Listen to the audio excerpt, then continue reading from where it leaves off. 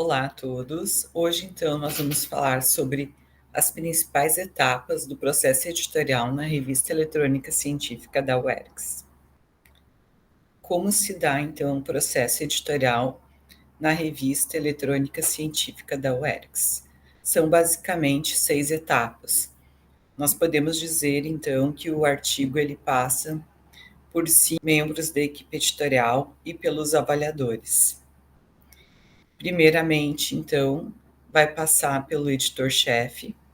Esse vai fazer a primeira análise do artigo em relação ao escopo da revista e vai verificar se os autores enviaram, então, o artigo de acordo com o template e a carta de submissão. Na segunda etapa, então, o editor-chefe ele encaminha para o editor adjunto o artigo. O editor adjunto vai fazer uma análise mais geral da estrutura do artigo e ver se está de acordo com as normas da revista e vai encaminhar, então, para um editor executivo. O editor adjunto ele vai controlar o prazo de trabalho do editor executivo na revista. E sempre que necessário vai orientar e vai indicar, então, avaliadores ou vai auxiliar na tomada de decisão. Na terceira etapa, então, nós temos o editor executivo analisando o artigo, fazendo a conferência em relação ao plágio. Ele encaminha esse artigo, então, para no mínimo 2 avaliadores, controla o prazo, então, de retorno dos avaliadores, e sempre que há solicitação de correções obrigatórias, ele vai ter que abrir uma nova rodada de avaliação. Na etapa 4, então, nós temos a avaliação do conteúdo do artigo pelos avaliadores.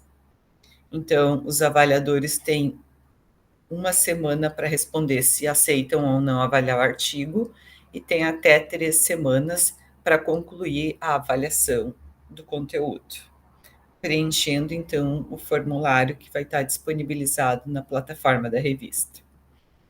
Depois, o editor executivo, tendo pelo menos 2 aceites de avaliadores em relação ao artigo, encaminha, então, esse texto para os revisores de estilo de línguas.